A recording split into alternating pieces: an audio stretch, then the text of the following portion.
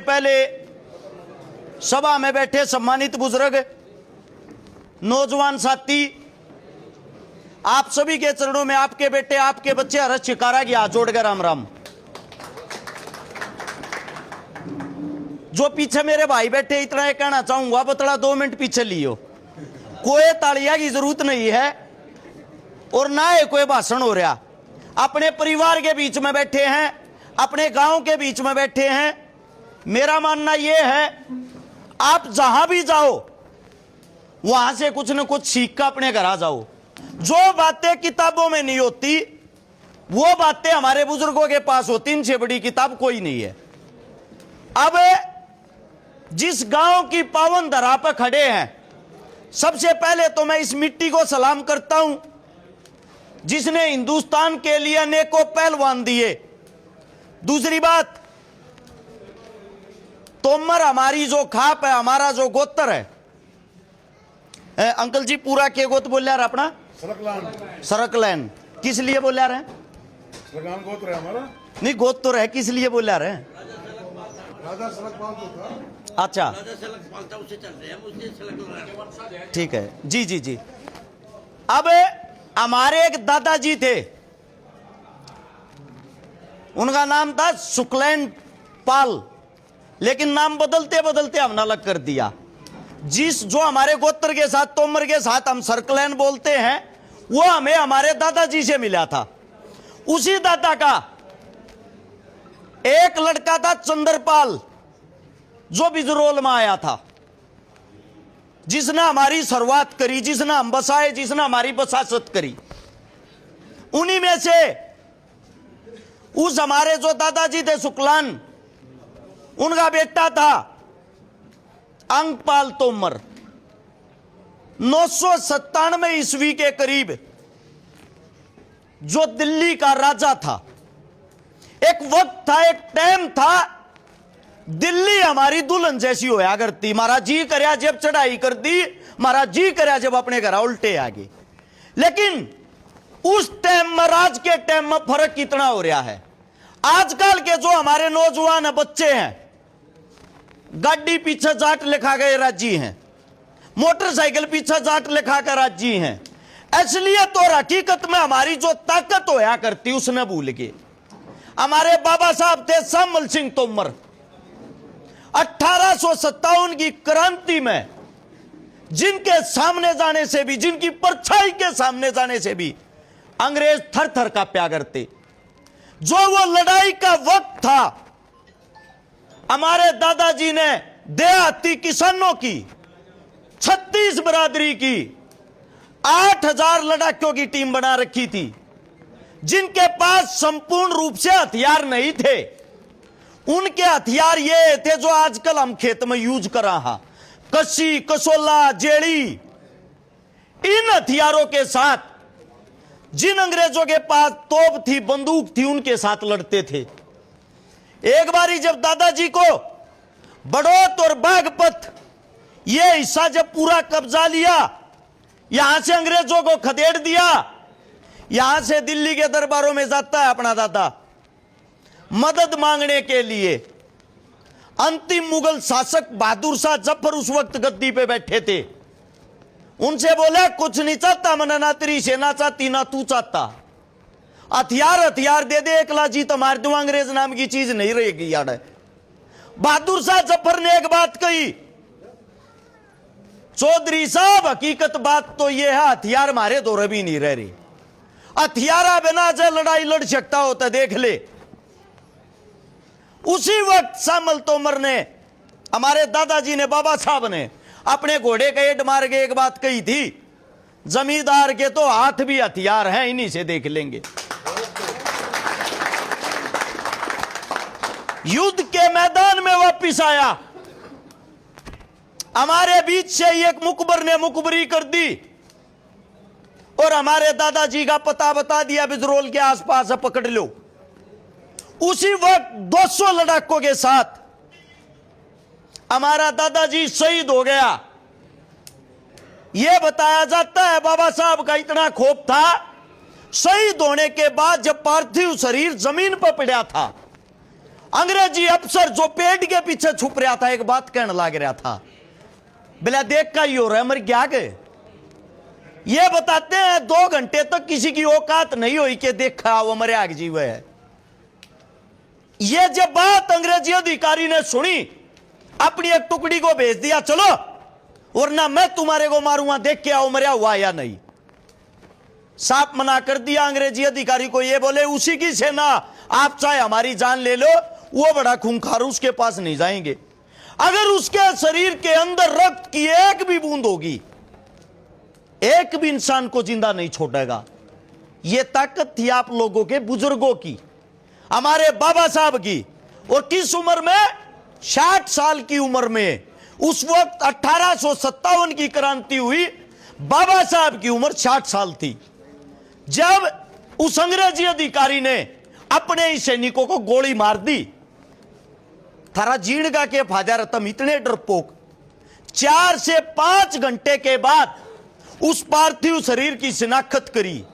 शिनाख्त करने के बाद हमारे लोगों के बीच में खौफ पैदा करने के लिए बाबा साहब की गर्दन को काटा। गर्दन काट के, जैसे हम बोलते हैं एक भाले के ऊपर उस गर्दन को जचा के, हमारे जितने तोमरों के गांव हैं, हमारे जो 84 गांव, हमारी जो ताकत है, उनके बीच में से घुमाया गया। यह था क्या तुम्हारा वो बाबा? यही था वो बाबा। उसके साथ में जो 200 आदमी मारे गए, शहीद हुए, उन सबको एक पेड़ पे लटका दिया। और पेड़ पे लटका के अंग्रेजी अधिकारियों ने फरमान जारी कर दिया, भाई जो भी इन लाशों को उतारेगा उनकी 7 पीढ़ियों को भी यही सजा दी जाएगी। वह थी गुलामी। और उस गुलामी के अंदर हमारा तोमर वंश ऐसे लड़ता था, इतना बहादुर था। लेकिन आजकल के जो बच्चे हैं, आजकल के जो युवा हैं, वास्तविकता बताता हूं, शर्म आती है बोलते हुए, बताते हुए। इस सभा के अंदर से सभी मेरे छोटे बड़े भाई बैठे हैं, बुजुर्गों को छोड़ के। 5 बच्चे ऐसे नहीं है जिन्होंने अपने ही गांव का, हमारे अपने इतिहास का ही पता हो। 5 बच्चे ऐसे नहीं है हमारी सभा के अंदर अपनी उपस्थिति दर्ज करा सकें। इसी कारण जो हमारा समाज है, जिसकी एकता के कारण दिल्ली हमारी दुल्हन होती थी, उसी दिल्ली के दरबारों में जाट नाम की चीज नहीं है। हम जाटों ने 5, 10, 15 नेता छोड़ दो, उनकी बात मैं नहीं कहता। ये बातें आप लोगों के बीच में क्यों कह रहा हूं? एक लौती आपकी बेल्ट ऐसी बेल्ट है जिसमें अभी जिंदा दिल मर्द बचे हुए हैं। मर्द का मतलब समझते हो? मर्द वो होता है कितनी भी बड़ी समस्या आ जाए गर्दन झुकाए नहीं, लड़े। मात्र 5%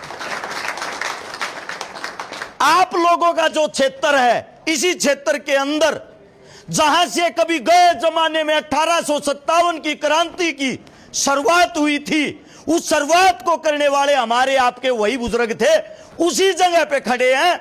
मैं एक ही बात कहता हूं, पार्टी कोई भी हो, राज किसी का भी रहे, लेकिन हमने अपने कितने युवा बच्चों को नेता मंत्री तैयार किया है आने वाले वक्त के लिए।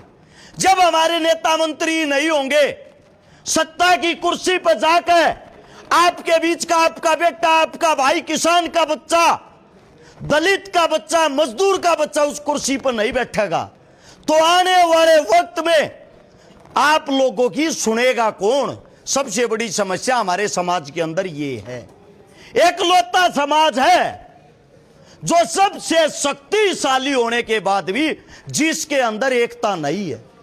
बहुत सारे समाज ऐसे हैं, हिंदुस्तान से लेकर विश्व के किसी भी कोने में चले जाओ, अगर उनकी कौम पर कोई बात आती है, सबके अंदर एकता मिलती है। एकलौता हमारा समाज ऐसा समाज है जिसके अंदर संघर्ष करने के लिए सबसे पहले तो दुश्मन पाओगा घर का एक काका ताऊ, उस पीछे दुश्मन पाओगा गांव का कोर दूसरा, गांव तो जब हार लिकट गए फिर दुश्मन पाओगा गवांड का। हमने कभी ये नहीं सोचा। हमारी ताकत एक ऐसी ताकत थी, खाप पंचायतें हमारे बड़े बुजुर्ग पगड़ी वाले जो फैसला चौपाल में बैठ के कर देते थे, उसको हाई कोर्ट और सुप्रीम कोर्ट की काटने की हिम्मत और औकात नहीं थी।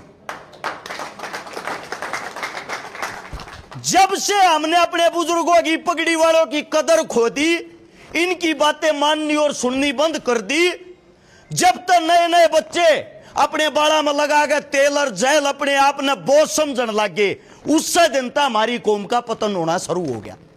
मैं एक ही बात कहता हूं, आप कहीं भी जाओ, देश के किसी भी कोने में जाओ, एक काम जरूर करना, अपनी कौम को जिंदा करते जरूर चलना। इस कौम को दोबारा से जीवित होने की जरूरत है।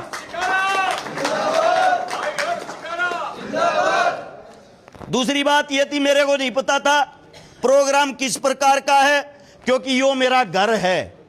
अर्जुन जो है मेरा छोटा भाई है, मेरे माजाए भाई जैसा है, और इसका जो पिताजी है वो मेरे पिताजी ही है। मैं इतना ही कहना चाहूंगा, इस परिवार पे कोई भी मुसीबत आएगी, ये मान लेना यूपी नहीं, हरियाणा के अंदर भी इसका एक परिवार, वो मुसीबत वहां भी आएगी। 24 घंटे अर्जुन से पहले कोई खड़ा मिले या ना मिले, बात कैसी भी हो, अर्जुन भाई भले ही उम्र में मैं आपसे बड़ा हूं, एक ही बात कहता हूं, अरस छिकारा के अंदर अगर खून की आखिरी बूंद भी बच रही होगी ना, मेरा भाई बुलाऊंगा तो इस परिवार से पहले खड़ा पाऊंगा, इस बात की गारंटी। दूसरी बात यह है, सरव समाज के लिए हमने कभी भी किसी समाज का बुरा नहीं चाहा, कभी भी। जाट एक वो जाति है, जब भी किसी समाज को जरूरत पड़ी, गर्व के साथ हम उनसे आगे अड़ के ये कहते हैं, भाई चिंता मत कर, तेरे साथ हम खड़े हैं।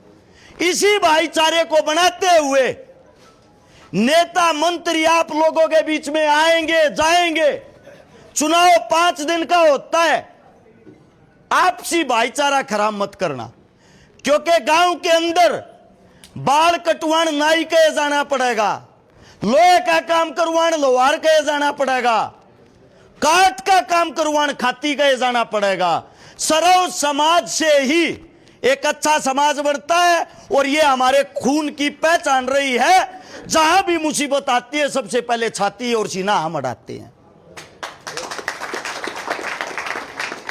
एक ऐसी ऐसी पंचायतें करते रहा करो, हमारे युवा बच्चे, नए बच्चे हमारे इतिहास के बारे में पढ़ें और जाने, क्योंकि हमारे जो बुजुर्ग थे, हमारे जो बड़े थे, वो लिखते नहीं थे, वो इतिहास रचते थे। ना ही लिखने में विश्वास करते थे, ना ही लिखने वाले उन्होंने अपने साथ कभी रखे। उनका एक ही मानना था, हम लड़ाके हैं, हमारा कार्य लड़ना है। तो आप लोगों से हाथ जोड़ के ये विनती करता हूं, आप लोगों का लड़ाकों का परिवार है, अपनी मुट्ठी की ताकत को पहचानो, एकता बनाए रखो, और अपने बच्चों को आने वाले भविष्य के बारे में उनकी जिम्मेदारियां बताओ। गाड़ियों के पीछे जाट लिखवाने से कोई जाट नहीं बनता। अच्छे कर्म और अच्छी जंग है, जब आपका बच्चा खड़ा होगा, उसकी आदतें और हरकतें स्वयं बता देंगी ये जाट का बच्चा है। मेरे मुख से कोई गलत बात, गलत शब्द निकल गया हो, आपका बेटा हूं, आपका बच्चा हूं, आपके बीच में हाथ जोड़ के क्षमा प्रार्थी। ये प्यार प्रेम ऐसे ही बना रहे, जीवन रहा, दोबारा फिर से मिलेंगे। आप सभी के चरणों में आपके बेटे, आपके बच्चे की तरफ से राम राम, जय हिंद।